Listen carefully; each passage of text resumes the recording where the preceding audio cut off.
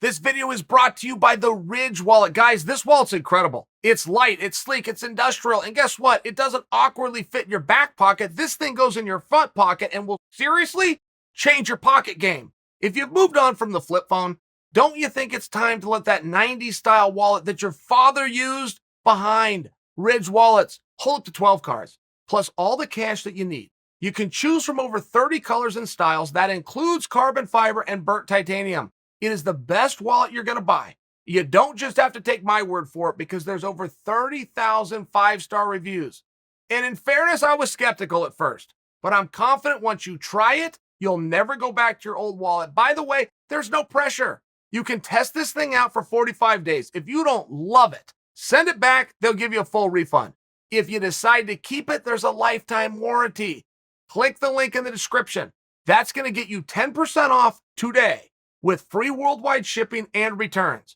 Go to ridge.com/Chael. You got to do it today. That's ridge.com/Chael. Use the promo code Chael. That'll get you 10% off. And once again, I'll tell you, today, Uriah Hall and Sean Strickland. Look, guys, there's a lot on this. And the X's and O's of the fight is probably the smallest. It's probably the dullest. Let's start with it to get it out of the way, which was quite simply this. Look, if you do a stand-up fight with Uriah Hall, you're coming in second. Now, that statement is not an absolute, but it's damn close. You will have exceptions. Paulo Costa, Robert Whittaker come to mind. What do they have in common? The top fighters in the world. And now you have Sean Strickland. So what does that mean? Nobody's been able to get the jump on Uriah Hall. That includes Mousasi. That includes Anderson Silva, right off the top of my head. Sean got the jump on him while standing up. What does that mean? Just how good did Sean Strickland truly look in that fight? Sean has never gone 5 rounds. Well, can't say that anymore. Sean not only went 5 rounds, he looked great in 5 rounds, and then he made a statement after the fight about how fun 5-round fights are. He followed that statement up by saying the 5th round is the most fun because you're so tired you don't even mind getting hit, okay? These are the words of a madman. There's a fine line in genius and insanity. All the greats have something. Sean Strickland is letting you into his mindset right now. I advise that you listen. So Sean does a stand-up fight with Uriah. Sean found a way to get to the target more times than Uriah did. That is very hard to do. When you talk about Whittaker, or you talk about Paulo Acosta, okay, because it was a similar fight, stand-up fights with Uriah Hall. Those guys had a power. That power is what got them there. Neither of them showed necessarily that they were crisper or even better in the stand-up realm, but they did have a power, and you could see that. You could see that through your TV, where that was going to be a problem. And as long as Uriah's been at this, those are the only 2 guys that I can think of that gave him a problem there, but I can also identify why, which was the power. Sean didn't have that. It was a different fight. It was largely Western boxing. If I was to be critical of Uriah, which I'm hesitant to do, Uriah also boxed. And Uriah is not just a boxer. He's very good at it, but he's not just a boxer. Uriah, for sure, qualifies as a kickboxer. He's got some feet and some legs. He's got some knees. He slips in that Muay Thai with the elbows. Uriah can do a little bit of everything on his feet, which is what has always made him so dynamic and scary. For reasons unknown, that's not what he did in this contest. He did a lot of Western boxing. Okay, fine. I'm just setting the stage for you. I'm setting the stage to give Sean credit. Sean fought a different level of stand-up fight than anybody had done before. So he did not have a blueprint that he could turn to. He could not look at Paulo Costa or Robert Whittaker by example and say, okay, but I do what they do. I have an overwhelming power as well. No, he didn't. He was able to get to the target. He was able to pick away. He was able to bother Uriah Hall. Okay, that's what happened. You go do that for 25 minutes, you turn to the judges. You've got the X's and O's of the fight. That's okay. And Sean does deserve a lot of credit. He did not beat a bad Uriah. Uriah looked great. Uriah showed some heart at 2 or 3 different times in the fight, where even Michael Bisping, who's very critical, said, man, he's got a lot of heart. He's showing a ton of toughness tonight. Talking about Uriah Hall, and he did. There was ways out of that fight. There was one knee to Uriah's head standing up against the fence later in the fight that would have ended the fight for most guys. Uriah didn't even go down. And the couple of times that he did get on bottom, he found his way either through the round or back to his feet. Uriah looked great. I was super proud watching Uriah. There's also a scoring system in place. No matter how well I want to say Uriah looked, if Sean touches him more times, Sean is going to win the round, and Sean did. Great. What's the point? Because there is one. Sean Strickland is now a player, okay? We have a main event every Saturday. And it's a pretty interesting fight every Saturday. You got to give the UFC credit for that. They find a way to make things interesting, right? Not every Saturday does a star emerge. A winner emerges, not always a star. A star emerged when Strickland got his hand raised. It was interesting the way he did it. It was dominant. He answered a lot of questions. Can you deal with somebody as good at striking as Uriah, as somebody as fast twitch, as somebody as explosive, as somebody as experienced? Can you handle the championship rounds? The answer was yes. Not only was the answer yes, Sean also did not get out positioned in 25 minutes with one of the top guys. Uriah Hall is one of the top guys. He's in the conversation for title contenders. He did not get out positioned. There was never a time Uriah grabbed him, say it's a clinch if you're a stand-up enthusiast, and Sean got pushed around. There was never a time there was an underhook and he was driven into a fence. There was never a time there was a takedown and Sean's on bottom. Sean never even got out positioned. In 25 minutes, it really doesn't matter who you're going with. In 25 minutes, stuff happens. In 25 minutes, Sean managed to take control, maintain and keep control of the octagon. Now, Paul Felder served him very well. Paul's great at his job, by the way. Paul does great post-fight interviews, which is hard to do. And Paul said, look, this is 5 in a row. What do you want to do? You're a main event fighter now. 5 in a row just took out one of the top names. And Sean said, yeah, I really don't give a damn who it is, but I do want to fight. Now, generally, I would come and spit all over that answer. I would generally hate that answer. It was just so sincere when Sean said it. Anybody else who ever says, oh, anybody, I don't care, I just want to. They're not answering the question directly. They're trying to tell a story. The story they're attempting to tell is I am so tough and I am so brave. I am such a company man is even a piece of the pie of that statement. That I will take on anybody and I don't even care who it is. That's not what Sean's doing. When Sean tells you he doesn't care, he really does mean that. And it might be the only guy to ever give that answer that I would normally hate. I still don't love it, by the way. But I didn't hate it when Sean said it. Because he was telling you the truth. It can be anybody. I'm not afraid of the champion, Adesanya. I don't care if it's an unsigned fighter. I'm not reading the rankings and I don't give a damn about them. It can be anybody. And other people's anybody always means as long as they're in front of me, as long as they propel me, as long as I'm going to get paid for it, as long as it's a championship fight, there's always a caveat, even though the statement is anybody. Well, let me go sit down with my would he do what Sugar Sean just did? Would he be a big name main event guy and fight somebody who we've never heard of that isn't even in the organization yet? Yes. The answer is yes. When you're talking about Sean Strickland. Yes. Sean gave you a sincere and honest answer. And this is what I'm talking about, that he's letting you into the mindset. It's the mindset of a madman. But he's found the right profession. Can we agree to that? Sean Strickland has found the right thing to do. He has found the right way to take this aggression, if you will, out. And he's a major player. And the reason that I bring that story to you is I've been harping and talking ever since this John Jones is going to sit on ice. I'm going to hold out and I'm going to demand that argument is going to work for John because John is in demand. That's true. It's going to work. That was a forest fire when that started. That was the headlines everywhere. Get John into a heavyweight title fight with Francis. It was everywhere. I'm now the only one talking about it.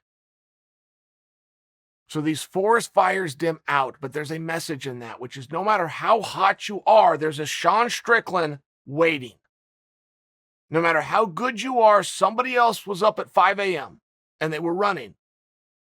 No matter how good you are, when you're resting, somebody else is preparing. It's one of these things that we all know to be true. It's not just in the evolution of the sport and gaining your skills at your craft. It's also in the marketing of the sport and the power that you can bring with you to get the matches that you want. It goes away because there's a Sean Strickland coming. And the fans' mindset, while that goes in many different directions, The two biggest pieces of that is to get behind somebody and get them to the top and then tear them down. Those are the two most powerful emotions that a fan will have. Get behind somebody, get him out there, get him all the way to the top, and then wait for him to get upset, knocked off, and watch him go back down. Whether that's compelling to see how the guy will handle it, whether it's because we prefer the underdog story, I don't necessarily know the psychology, but I have identified that what I just said is true. Build them up, pull them down. They're always looking for what's next. Once you get up in that loft, once you climb that mountain, once you get that belt around you, they're not looking to see how many times you can defend the belt. That's just boring and that's dull. It's who can beat you, who's next. That's what Sean Strickland represents.